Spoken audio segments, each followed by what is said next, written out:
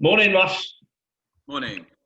Before we talk about the football itself, obviously there are quite a few clubs having to postpone games because of coronavirus, and I hate to have to talk about this again, but I suppose it's for every club to just be extra vigilant, extra safe, make sure that the players are doing what you've asked them to do, and hopefully the games can go ahead. But I suppose you're all taking everything at the moment, like everyone else in the world, day by day. Yeah, I think I've given a lot of credit to Simon and Andy here for sorting out all of our protocols and making sure that everyone's as safe as possible and making sure we limit the chance of that happening to us. And the players do it brilliantly. To be fair, they're really diligent with what they're asked to do. They have to stay in their bubbles, in their groups of four players at all times, who they're eating with, who they're in the dressing room with. So it's difficult, and it's not always easy for them or for Simon to implement, but they do it very, very well, and hopefully that will mean that we were able to continue without any positive tests, which has been the case so far, which has been really good. And who knows? I'm sure there'll be a time at some point when there's other teams in this league that fall victim to it, and we just hope we're not one of them. So we're trying to do everything we possibly can, but obviously there's other factors. The guys have family outside of here and stuff like that, so it's really difficult, and we're asking those guys to not see many people. Well, obviously the ones who are living in Milton Keynes can't see anyone in Tier 4, but we're asking those guys to have a different Christmas to what they would usually experience, and it's part of being a footballer at this current time. You have to sacrifice things throughout your whole career, and at this minute in time it's unfortunately seeing your loved ones, which is really difficult for them, but they're doing it great, and got a lot of respect for that for them, and hopefully, as I said, we don't become one of those teams that are involved in it at the minute. And obviously you said yourself, it seems to be rising in terms of and the amount of testing and the track and trace working really effectively now. So we just do what we can to try and limit that, and hopefully it will continue to pay off for us.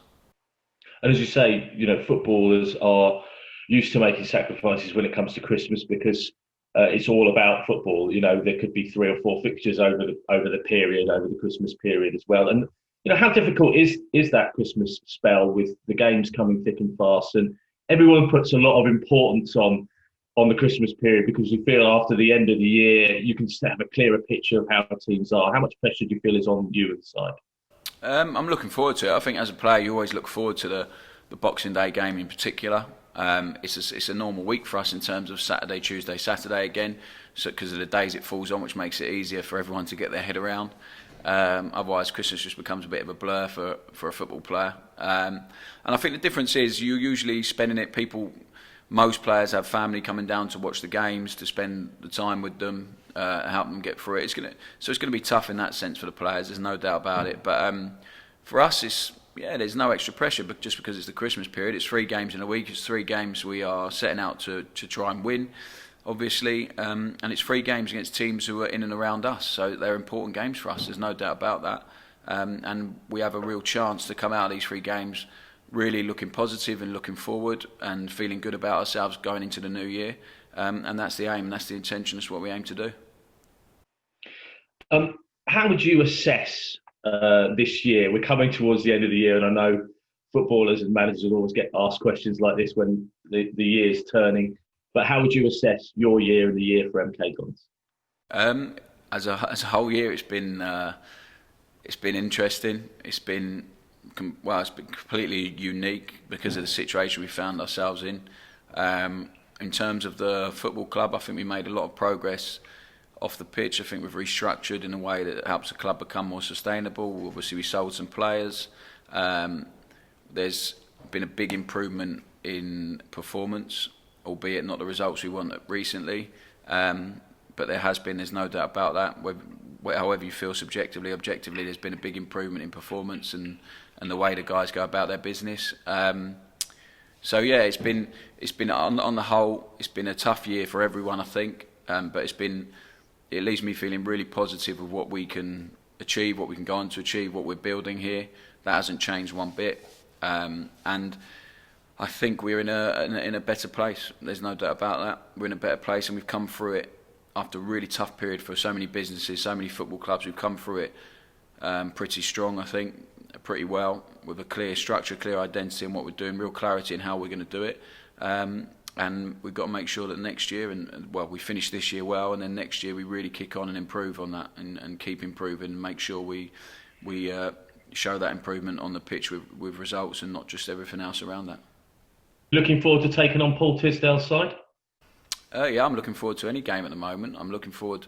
I said it when I first came. I enjoyed playing for Paul, and in the end, it obviously didn't finish very well. But got a lot of respect for someone who's managed so many games, and obviously helped us get promotion as well. So regardless of who it is and who we're playing against, I just want to win a game. We'll prepare in that way. A lot of the players obviously some of the players are still here that played under Paul, so they'll know what to expect maybe from Bristol Rovers, which might help us in terms of our preparation. It might not. I don't know how they feel about that, but for me, it's just another game against someone who I have a lot of respect for, and I just want to win. So that's all it comes down to, really. He'll definitely come to Stadium MK and see MK Dons playing a different brand of football.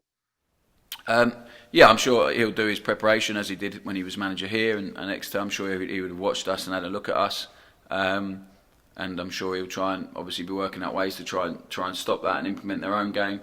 We are, we're a completely different team to his. Every manager's got their own way of doing things. There's no right or wrong way, and ours is fairly different to how Paul's was here. So there's no.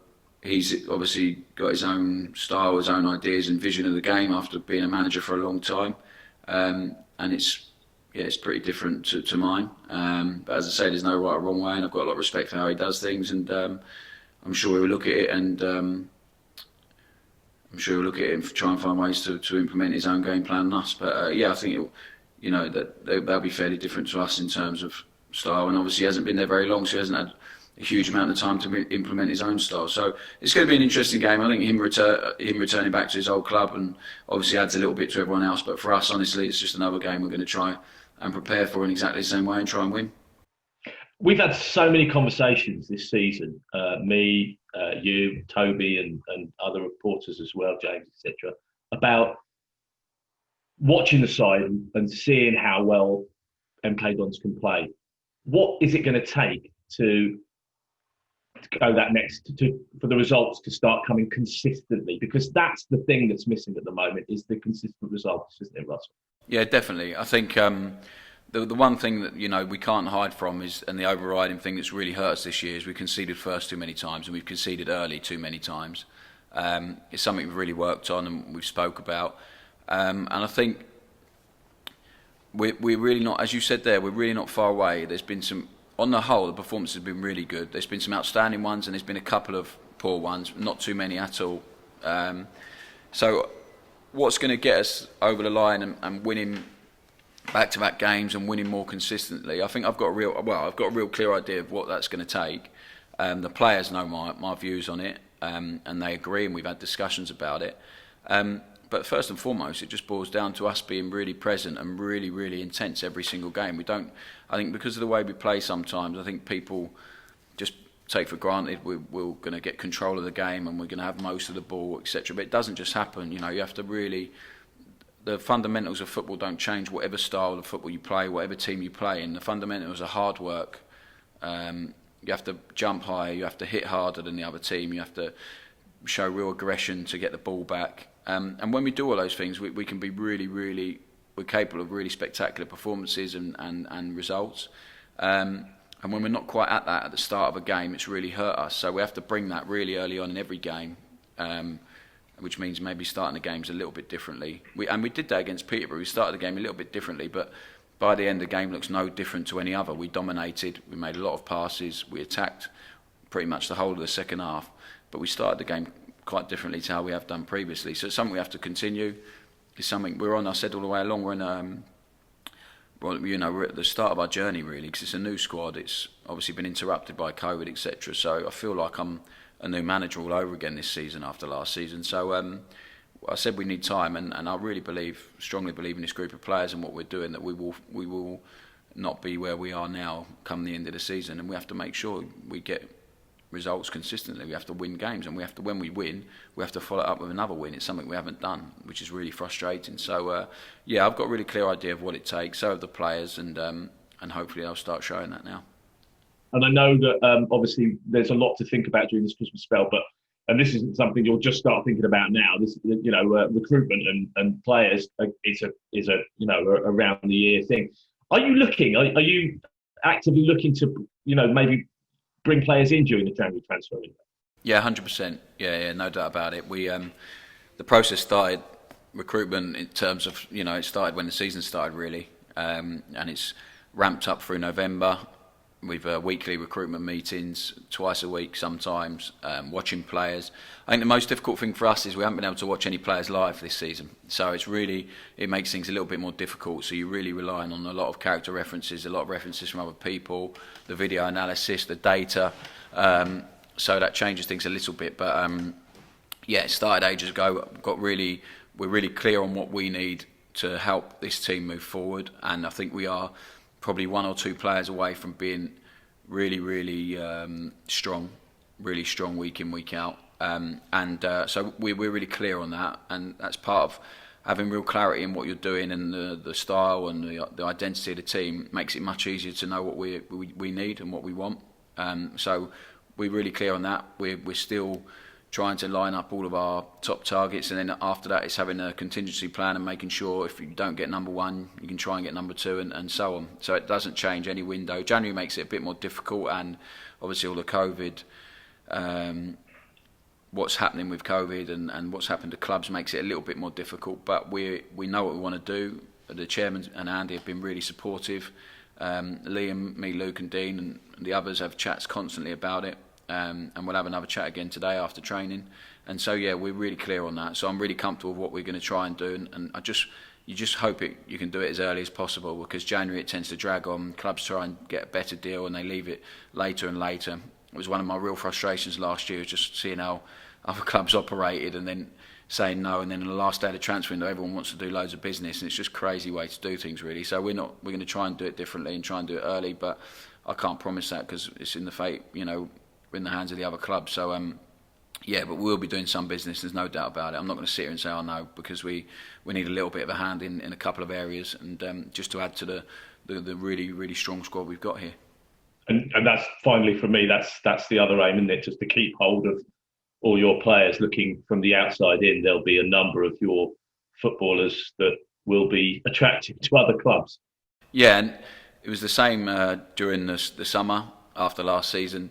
We finished 19th in League One, and I had a lot of calls about players, and people couldn't believe the stats of some of the players, and that becomes because of the way we play, the way they take on the information, and it's the same now. We know there's interest in a lot of our players, and we'll do our best to hold on to every single player. I can't see us letting any go in January or needing to sell any in January. I think we're in a pretty good position compared to most clubs. So hopefully it's not a bridge we have to cross until the end of the season at least. But I think it's testament to what the guys are doing, the performances they put in, and they have to continue that and make sure we turn it into results. And if we back that up with more wins and more victories, then unfortunately we are going to be in a position where players are attractive to other teams. It's up to us then to make sure we keep them for the right amount of time to take us where we want to go to. So yeah, it's going to be an important window for us. There's no doubt about it. And you're right. And some of the best business might be being able to keep hold of some of our best players. Cheers, Russ. No problems. The game against Bristol Rovers last season was quite a way to start 2020, wasn't it? Because it was, I think, probably the most comprehensive performance that we'd seen under your leadership. It was, yeah, and it was. I remember the first 15 minutes being a little bit tense, and then after that we completely outrun them, really overrun them, and played really well. It's a different Bristol Rovers team now. We're different from then. But yeah, I'm looking forward to the game. It'll be an interesting game. It'll be tough for us because they're a team that have actually picked up some good results recently. When that new manager goes in, they've had that bounce you tend to get, but I'm sure they'll settle into a rhythm and a style soon with the manager once he implements his ideas more. So yeah, it's going to be Listen, they're all tough games at the minute. There's no doubt about it. But it's one we have to try and impose ourselves really quickly on and make sure we win. It's as simple as that. We need to bounce back from a disappointing result at Plymouth, which was even more frustrating after the performance we put in on the Tuesday against Peterborough. So it's a game we really want to win. It's a game we're at home. We've been really strong on the whole at home. We've drawn too many games, but we've been strong. We've been really difficult to beat, and we have to make sure that's the case first and foremost. But I want to win. I really want to win. So do the players, and we have to make sure that's the case. We heard from one of your old managers, Paul Lambert, talking about how important it is to keep the players safe and perhaps having more tests for your players. What is the protocol in terms of testing your players, particularly now? We're all in Tier 4. I mean, does that ramp up now for you guys?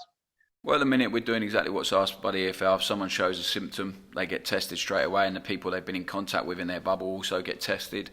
I'm not sure of the benefit to testing weekly again, and I know some people are asymptomatic and stuff like that, but yeah, it's cost a lot of money to the football clubs. So unless we're going to get some help with that, players' welfare and safety is paramount, is first and foremost. But I think everything we're doing here with the protocols we put in place help us to try to keep them as safe as we possibly can.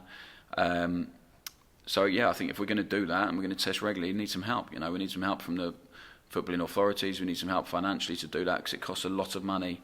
And we're doing everything we need to do now in terms of if anyone shows any sign at all, whether it's a headache, whether it's a sore throat, whether it's a cough, they get tested straight away, whether it's a staff member, whether it's a player, and then they have to isolate until that test result comes back. So we do everything we possibly can, what we're being asked to do, and if someone says we need to test every week again, then obviously we'll do that. But until then, the players are really comfortable with the measures we've taken. And everyone else here is really comfortable with what we've done to try and keep everyone as safe as possible. So we'll continue to do that. And if someone says it's actually the right thing to do is test once a week again, then of course we'll do that, no problem. And you mentioned there about the importance and the Christmas period and how much you look forward to it. But it's going to feel completely different without supporters again, isn't it? Yeah, I think when I remember being a fan myself, and the Boxing Day games are one I loved going to after Christmas, wearing your new shirt and getting down to the game, and everyone's full of in festive mood. But yeah, it's going to be different. It's you could feel it yourself, Toby, and even when it was only Norwich, when we had just over 1,000 or whatever it was, and then the 2,000 against Peterborough made such a difference to the players, the feel of the game, the energy in the stadium. I think the supporters felt much different. They felt the look of the team was hugely different to what they see on the iFollow, because it's difficult, on there. So, yeah, it's really hurt us not having fans in the stadium, away and at home. It's really hurt us. And I'm really disappointed I'm not going to be there. But we need to try and create our own atmosphere and create our own energy and drive. And it's something we're going to have to do. And hopefully we get to see our fans back in the stadium again before the end of the season. The vaccine's here now. Hopefully that gets done really, really quickly, and we can get people back in and watching the game safely. And I said to you, the frustrating thing for me is, we're in Tier 4 and it's really tough for a lot of people. But the way the club did it, the way the fans were in, they felt safe, they're distanced, they're wearing masks.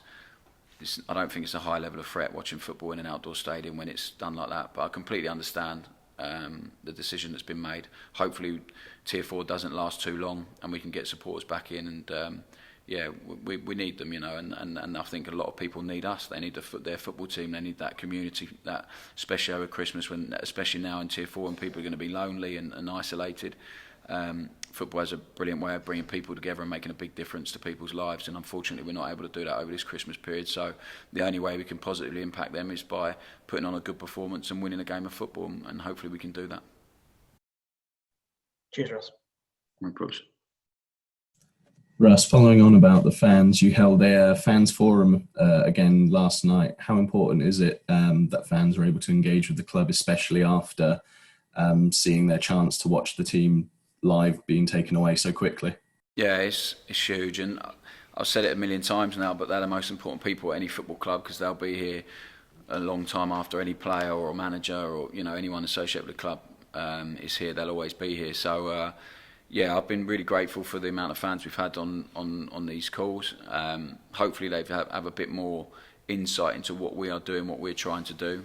And I've said to Ant, I want them to be part of that process. I want them to understand it, so when they're watching their team, they get it. It makes more sense to them, because it's not, it's not totally normal, the style of play that we've trying to implement for this level. It's the way the players go about it. It's not entirely normal, and I think it can be difficult for people to get and understand. But they've been brilliant. Some of the questions have been great. Some of the questions have been right out there. But I've really enjoyed interacting with some people again. And although it's only over Zoom, it's nice to see some familiar faces from the stadium.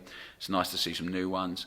But it's hugely humbling to see how many of them are supporting what we're doing and really sticking with us and really showing a lot of patience and understanding of what we're trying to do at the club. Because ultimately it's to make the club better, and to, whenever I leave, and hopefully it's in a long time to come, we leave it in a better place with something that's sustainable, and identity and players that are real assets to the football club, and that's the aim. And I think it's really easy just to change from one week to the next and change for opposition and play percentages and all that stuff. But this club's been there and it didn't like it, and it doesn't last very long, even if it's successful for a short period of time. So it's what I believe in. It's shown on numerous times this season that it can be really great. There's stuff we need to work on and tweak, and it takes a lot of work to try and implement this way, which is why I have so much pride when I talk about our players, because of the way they take it on and the courage it takes to play that way. And we have to continue to keep engaging the fans and make sure they're part of that process, and give them something to really, really enjoy watching, and to give them a team that they know what they're going to get, to give them an identity as well as football supporters. So yeah, it's really important, and I'm really grateful that so many of them taken time to listen to me waffle on about it. Cheers, Russ. No problems.